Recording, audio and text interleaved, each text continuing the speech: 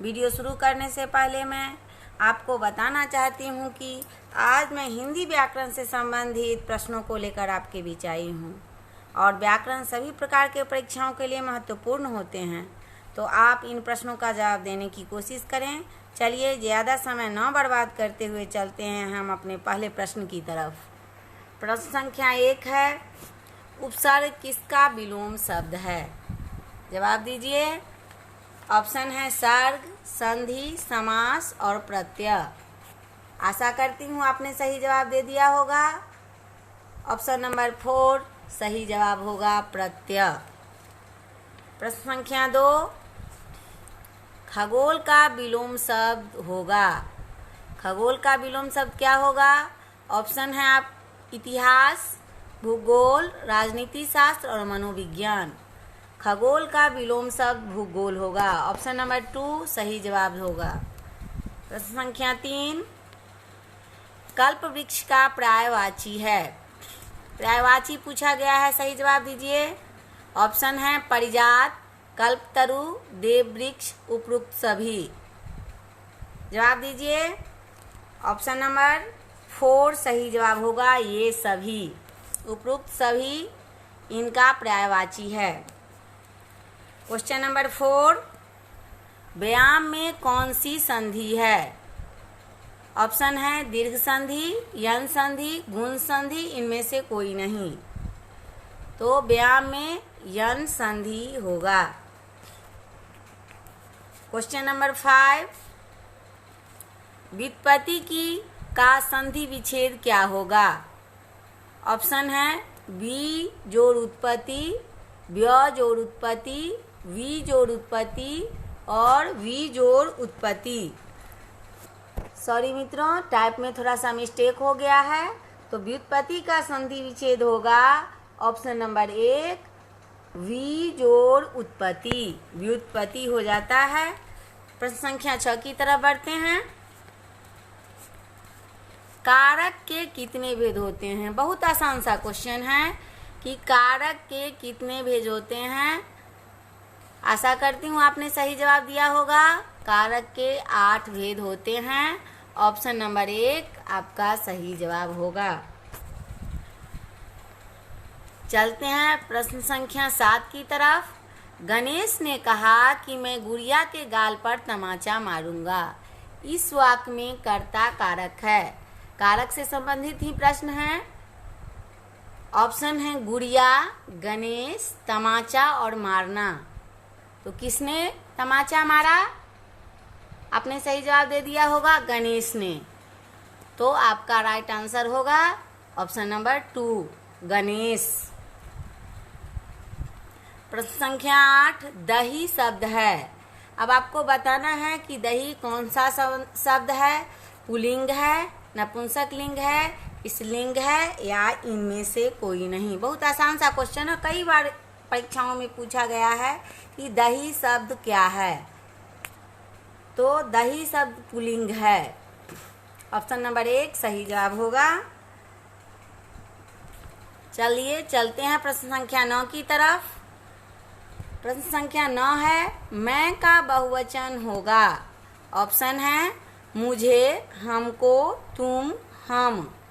सभी जानते हैं कि मैं का बहुवचन हम होता है। ऑप्शन नंबर 4 सही जवाब है। प्रश्न संख्या 10, गीता हाथ से मारती है। इस वाक्य में कौन सा कारक है? ऑप्शन है कर्ता कारक, आपादान कारक, अधिकरण कारक और करण कारक। मित्रों, इसका सही जवाब होगा करण कारक। ऑप्शन नंबर 4 इसका सही जवाब होगा। चलिए चलते हैं प्रश्न संख्या 11 की तरफ। हरियाली है। हरियाली कौन सी संज्ञा है? ऑप्शन है जातिवाचक संज्ञा, व्यक्तिवाचक संज्ञा, भाववाचक संज्ञा और समूहवाचक संज्ञा। सही जवाब दीजिए आप लोग। हरियाली कौन सी संज्ञा है? हरियाली भाववाचक संज्ञा है। ऑप्शन नंबर 3 आपका सही जवाब होगा। चलिए प्रश्न संख्या 12 की तरफ चलते हैं। सत्यार्थी का संधि विच्छेद होगा। ऑप्शन है सत्य जोड़ अर्थी, सत्य जोड़ अर्थी, सत्या जोड़ अर्थी और सत्य जोड़ अर्थी। तो ऑप्शन नंबर 4 सत्य जोड़ अर्थी, सॉरी ऑप्शन नंबर 2 सत्य जोड़ अर्थी आपका सही जवाब होगा, सत्यार्थी। ऑप्शन नंबर 2 जो है वह आपका सही जवाब होगा। प्रश्न संख्या 13 की तरफ चलते हैं। निम्नलिखित में किसमें यन संधि है? ऑप्शन है संशय, सूर्योदय, अत्याचार और राकेश। तो संयुक्ताक्षर वाले शब्द में यन संधि होते हैं ज़्यादातर। तो ऑप्शन नंबर 3 जो है यह इसका राइट आंसर होगा, अत्याचार। अत्याचार में यन संधि है। ऑप्शन नंबर 3 आपका सही जवाब होगा। प्रश्न संख्या 14 वह कार मेरी है, इस वाक्य में कौन सा कारक है? ऑप्शन है करण कारक, संबंध कारक, संप्रदान कारक और अधिकरण कारक।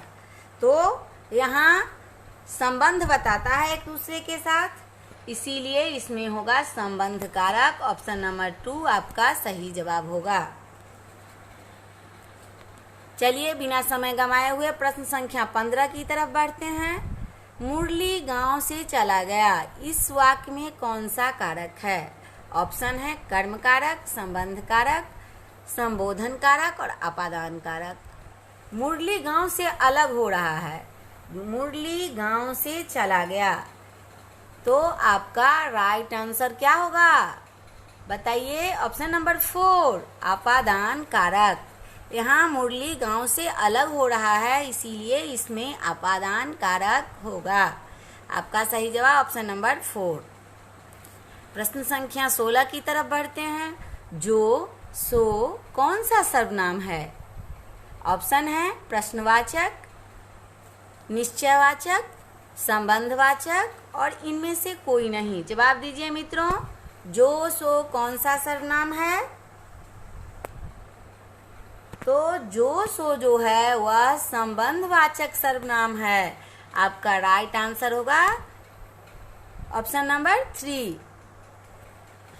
चलिए बढ़ते हैं अगले प्रश्नों की तरफ। प्रश्न संख्या 17 है। निम्नलिखित में से कौन निश्चयवाचक सर्वनाम है? ऑप्शन है यह, कौन, आप और कोई। सही जवाब दीजिए। ऑप्शन नंबर 1 इसका सही जवाब होगा यह। प्रश्न संख्या 18 हिंदी वर्णमाला में कुल वर्णों की संख्या कितनी है?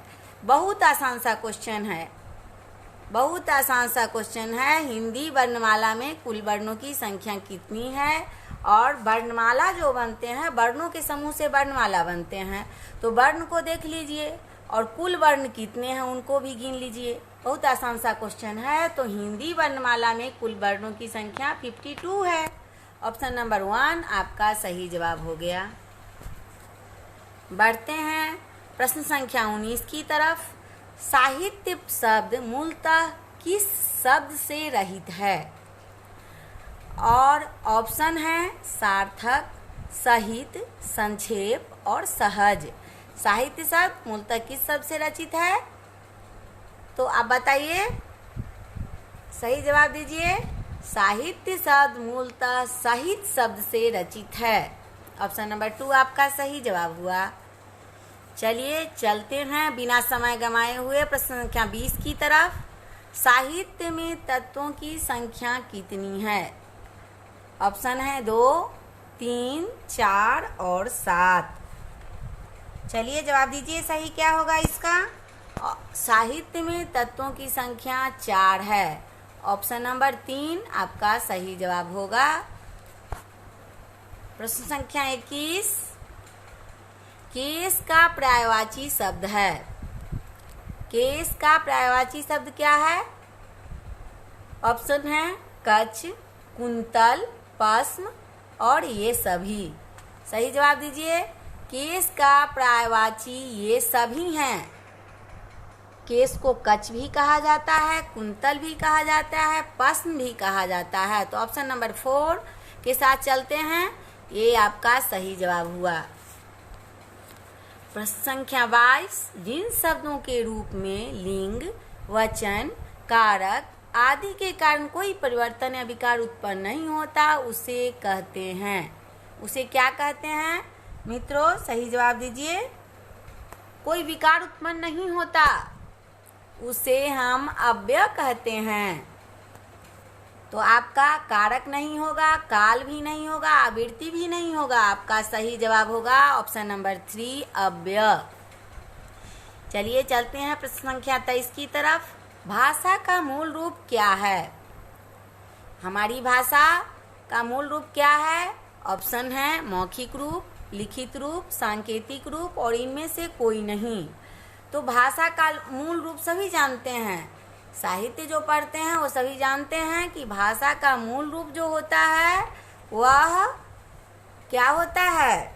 मौखिक होता है। ऑप्शन नंबर 1 इसका सही जवाब हो गया। चलिए चलते हैं प्रश्न संख्या 24 की तरफ। हम ताजमहल देखने जाएंगे। रेखांकित पद है। ऑप्शन है निजवाचक सर्वनाम, पुरुषवाचक सर्वनाम, तीसरा निश्चयवाचक सर्वनाम और चौथा अनिश्चयवाचक सर्वनाम। सही जवाब दीजिए मित्रों। इसका सही जवाब क्या होगा? हम ताजमहल देखने जाएंगे। रेखांकित पद क्या है? सही जवाब दीजिए। इसका सही जवाब होगा पुरुषवाचक सर्वनाम, ऑप्शन नंबर 2। चलिए चलते हैं प्रश्न संख्या 25 की तरफ। गाय कौन सी संज्ञा है? बहुत आसान सा क्वेश्चन है। गाय कौन सी संज्ञा है? व्यक्तिवाचक, जातिवाचक, भाववाचक या द्रव्यवाचक? गाय जो है वह जातिवाचक संज्ञा है। चलिए चलते हैं ऑप्शन नंबर 2 की तरफ। 2 आपका राइट आंसर हो गया। प्रश्न संख्या 26, घटक का विपरीतार्थक शब्द होता है। ऑप्शन है अनेकत्व, एकत्व, समुदाय और समूह। तो घटक का विपरीतार्थक शब्द क्या होगा? समूह होगा। ऑप्शन नंबर 4 आपका समुदाय होगा। सॉरी मित्रों, समुदाय होगा। ऑप्शन नंबर 3 आपका सही जवाब हो गया। Option number 3। चलिए प्रश्न संख्या 27 की तरफ। निम्नलिखित में से हिंदी भाषा की लिपि है। बहुत आसान सा क्वेश्चन है। हिंदी भाषा की लिपि क्या है? देवनागरी है। ऑप्शन नंबर 1 इसका सही जवाब हो गया। प्रश्न संख्या 28, भाषा की मूलभूत इकाई कौन सी है? ऑप्शन है शब्द, ध्वनि चिन्ह, भाव और वाक्य।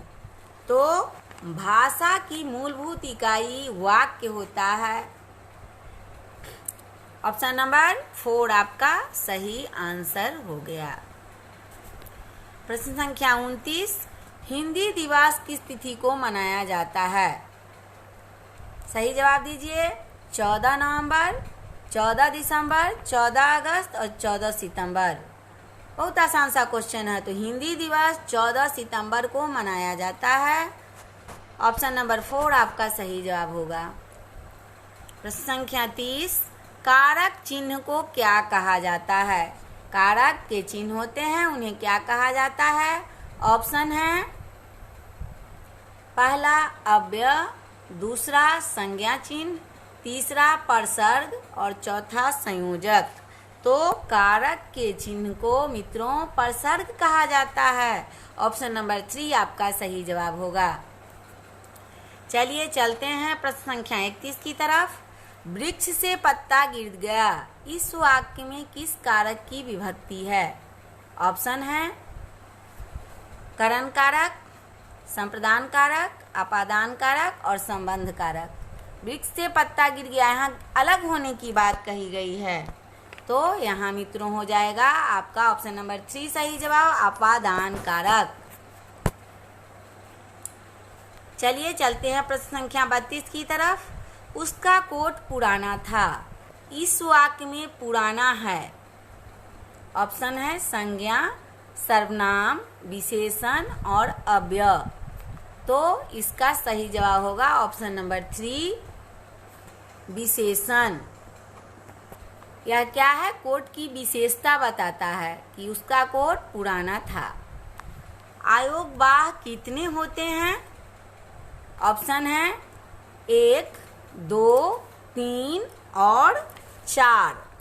तो आयोगवाह बताइए मित्रों, आयोगवाह कितने होते हैं? इम्पोर्टेंट क्वेश्चन है। आयोगवाह 3 होते हैं। आयोगवाह 3 होते हैं। ऑप्शन नंबर 3 आपका सही जवाब हो गया। और वो होते हैं अनुस्वार, अनुनासिक और विसर्ग। आयोगवाह 3 होते हैं। खड़ी बोली किस हिंदी की बोली है? पूर्वी हिंदी, बिहारी हिंदी, पश्चिमी हिंदी और पहाड़ी हिंदी। जवाब दीजिए मित्रों, खड़ी बोली किस हिंदी की बोली है? और आपको समझ में आ रही है खड़ी बोली किसे कहते हैं? खड़ी बोली हिंदी का वह रूप है जिसमें संस्कृत के शब्दों का ज़्यादातर प्रयोग करके वर्तमान हिंदी भाषा की सृष्टि हुई है, और उसी तरह फारसी या अरबी भाषा के शब्दों का प्रयोग करके वर्तमान में उर्दू भाषा की सृष्टि की गई है। तो आप तो आशा करती हूँ आप खड़ी बोली समझ गए होंगे। तो प्रश्न संख्या 34 खड़ी बोली किस हिंदी की बोली है? जवाब दीजिए मित्रों।